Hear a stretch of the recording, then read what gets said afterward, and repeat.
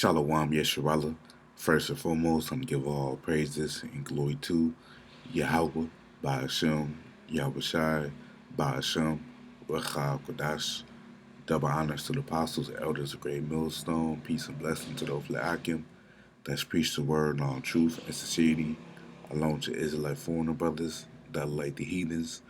But the line of outside goes back to the nation of Israel, which nation of Israel are you so-called Negroes, Latinos, and Native Americans through the prophecies and curses of Deuteronomy 28 chapter and throughout the Bible. This is Brother Yakar Amar from the branch of Great Millstone LA camp, back on another video.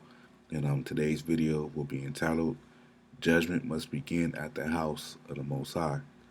I'm just going to go on some precepts and Lord willing, you brothers and you sisters out there be edified through the spirit and power of Yahweh Shemon Shai. And we're going to start off with the book of 1 Peter, chapter 4, verse 17. And it reads, For the time has come that judgment must begin at the house of the Most High Yahweh. That's right. And because what is the house of the Most High Yahweh? That's talking about the Israelite camps. Because, the Heavenly Father Yahweh, holds us more accountable than anybody upon the face of the earth, because we know this truth. We know the prophecies, we know the Lord's judgments, so we know more than an average Israelite that doesn't know this knowledge. So judgment is going to begin at us, at the Israelite camps, and Lord willing, we get spared when the Lord brings brutal judgment. You see, it says, and if it first began at us, what shall the end of be of them that obey not the gospel of the Most High? Yeah, those individuals, the 2/3 of Israel, the heathen nations, because they don't obey the gospel of the Most High. So the end of them, they're gonna be destroyed. But with us, that's why we have to make sure we preach the correct doctrine, be on point, because, we know the Lord is not a respect of persons, So let's continue. Verse 18 says, and if the righteous scarcely be saved, so the righteous represent the elect men of Israel, and scarcely, it's from the Greek word molus, which means with difficulty, hardly, not easily, very rarely, so the righteous, they're going to barely make it out of there, man, because when the missiles come, Yahweh Shai is going to come simultaneously and deliver his elect of Israel out of America, as the missiles is coming over here to destroy America. And they're going to be barely, the elect is going to barely make it out of there, man. Even before that, even in the plagues of Jacob's trouble, you might be running from some troops and you barely made it out of there, man. If it wasn't for the Lord, then, you wouldn't have escaped, So let's read it again. 1 Peter 4:18, and if the righteous scarcely be saved, where shall the ungodly and the sinner appear? And the ungodly and the sinner, they're going to appear in the lake of fire. That second death, man. When they be destroyed by the nuclear destruction, in America, man, that's going to come from the ICBM missiles, So because the Lord did the same thing in regards of judging, the Israelite leaders, the elders, in the time of Ezekiel's day, during the time of the Babylonian Empire, because our people during this time, they were being wicked. They were worshiping other gods. The woman was weeping for Tammuz. It was, they was our people was going off. And brothers can read the Ezekiel the 8th chapter, to get a little history of what was going on prior to the elders, the wicked elders of Israel getting judged. But I'm just gonna read Ezekiel the 9th chapter, the whole. It's only 11 verses, so let's continue. Let's start. This is Ezekiel 9:1. It says, He cried also in my ears with a loud voice, saying, Cause them that have charge, which charge me command over the city to draw near, even every man with his destroying weapon in his hand. And every man with his destroying weapon in his hand. These are the angels, because the one thing, the angels are mighty men, because bidding, they do the will of Yahweh Shemosai. Psalms 103, verse 20, and it reads, "Bless the Lord Yahweh, ye his angels, that excel in strength." So the angels, they excel in strength. They're very powerful. That do his commandments, hearkening unto the voice of his word. So the angels are obedient. You see, and they do everything. Rather that you have the angels, the right hand side angels, you have the demons, the left hand side angels, and they're both obedient unto the Heavenly Father Yahweh. You know, so these are angels that came into the city with his destroying weapon in his hand. Verse 2, and behold, 6 men, which is 6 angels, came from the way of the higher gate, which lieth toward the north, and every man a slaughter weapon in his hand. And one among them was clothed with linen, with the writer's inkhorn by his side, and they went in and stood beside a brazen altar. So this one with the writer's inkhorn is also an angel, which he didn't have an actual writer's inkhorn and writing on paper, or writing on a scroll or nothing at this time. This is just symbolic that the angels, they just record everything, you know, because the angels go to and fro on the earth, and they report every matter that's going on the earth back to the Most High. When they go back to the spiritual realm. So this just represent the angels, um, having a count of going on, knowing what's going on and reporting it. You know, it says verse 3. It says, "And the glory of Yahweh of Israel was gone up from the cherub, whereupon he was to the threshold of the house. And he called to the man clothed with linen, which had the writer's inkhorn by his side.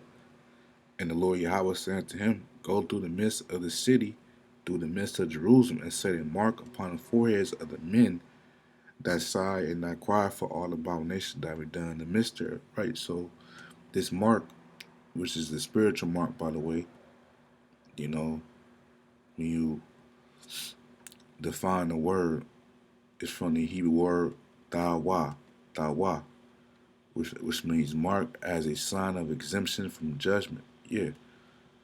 So that's what the elect will have, which is, ultimately the head of protection, you know. So this is what the elect have, because they're gonna be the individuals that sign and crying for all the abominations that have been done in the midst thereof, man. They won't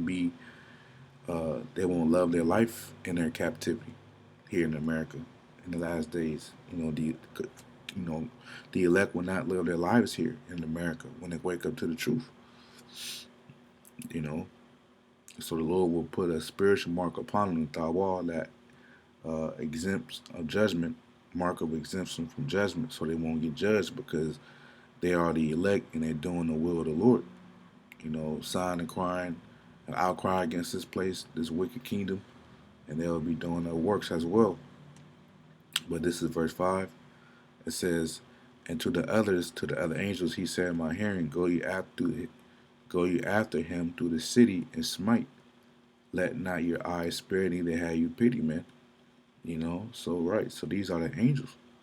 It says, "Slay utterly old and young, both maids and little children and women." So all age groups. And this proves that the Lord does not respect the persons, man. If you're not of the elect, whether you're old, you're young, you're an infant, you're maybe in a wheelchair, if you're not of the elect, the Lord is going to take you out, so that should spark fear in us, you know. It says, "But come not any man near upon whom is a mark." So don't destroy the elect, the ones that have the exempt from judgment, because they are the elect. "And begin in my sanctuary, then they began at the ancient men which were before the house." So, yeah, so the elders. So judgment began. So this is the point I want to highlight. It says, then they began at the house. It's like a little excited. "Then they began at the ancient men which were before the house." Right. So as we read earlier, and if And if it first began at us, what shall the end up be of them that obey not the gospel of the Most High? So judgment's going to begin with those that know, that's in authority, which at this time were the ancient men, the elders of Israel. See, judgment beginning at the elders of Israel. You know, so judgment's going to first begin at us, and when the Lord brings that judgment, Lord willing, we get that mercy, man. As the scriptures say, in wrath remember mercy. And he said to them, defile the house and fill the courts with the slain. Go you forth, and they went forth and slew in the city. So the angels was destroying Jake, the wicked of Jake, 2/3. And it came to pass while they were slaying them, and I was left. So Ezekiel, he was left, he was spared. That I fell upon my face and cried and said, Yahweh the Most High, will thou destroy all the residue of Israel and thy pouring out of thy fury upon Jerusalem? Because that's, because remember, it's more wicked Israelites than it is righteous. So Ezekiel thought the Lord was going to destroy all Israel because it's more wicked niggas in Israel than it is righteous. Remember the righteous is a small remnant, you know, compared to all Israel, you know. But verse 9 says, then said he unto me, the iniquity which is sin upon sin of the house of Israel and Judah is exceeding great, and the land is full of blood, and the city of perverseness. For they say, Yahweh hath forsaken the earth, and Yahweh seeth not. Right? And this is going on. The iniquity of the house of Israel and Judah is exceeding great today as well. It's even more greater than it is um, than it was back then. So the Lord's going to do this all over again, man, in Jacob's trouble. And we already see the Lord taking out Jake. Judge befalling these women, these wicked women, you know, these celebrities, but how much more in JT and Jacob's trouble? It says, verse 10, and as for me also, my eyes shall not spare, neither will I have pity, but I will recompense their way upon their head, man. Yeah, so you reap what you sow. So if you, sow wickedness in the earth, then the Lord going to bring that judgment upon you. But if you sow righteousness in the earth, preaching the truth, having integrity, standing for truth, for the Lord's truth, out the scriptures, then what you're gonna be recompensed by. How the Lord gonna recompense you with salvation, and having a hedge of protection, man. Because that's what we're fighting for, man, to be eligible for that hedge of protection. It says, and behold, the man clothed with linen, which had the inkhorn by his side, reported the matter. See, so once again, the angels, this angel, he didn't actually have a clipboard out and writing things on scrolls. Nah, it's just him reporting the matters, because the angels, they do everything telepathically, you know. They're not like us, so they report all the matters and they report it back to the Most High when they go back up to the spiritual realm. Which the Lord already knows everything already, but the Lord has the angels perform tax assignments in the earth. It says reported a matter saying, I have done as thou hast commanded me. Yeah, so the angels are obedient. So yeah, we just gotta take heed on how we build, man, because as it says in 1 Corinthians 3:10, according to the grace of Yahweh, which is given unto me as a wise master builder, I have laid the foundation, and another buildeth thereon. But let every man take heed how he buildeth thereupon. Yeah, so we have to take heed on how we build, which that's what the word edify means, to build. So we gotta teach the word rightly. As the scriptures say, we have to rightly divide the word of truth. You know, teach correct doctrine without gal. Begin on with the names, which is Yahweh, Yahweh Shai. Preach end time prophecy, because Apostle Paul spoke about covet to prophesy and rather that you prophesy. So that's one of the main gifts we're supposed to do, is to prophesy. And prophesy about the MOTB, Jacob's trouble, and the destruction of this place and the salvation of the elect in the kingdom. you know, and many other things, man. So we have to build correctly in the faith, you see. So yeah, I just want to make a lesson on that. Lord willing, I was edified. And until next time, Shalom.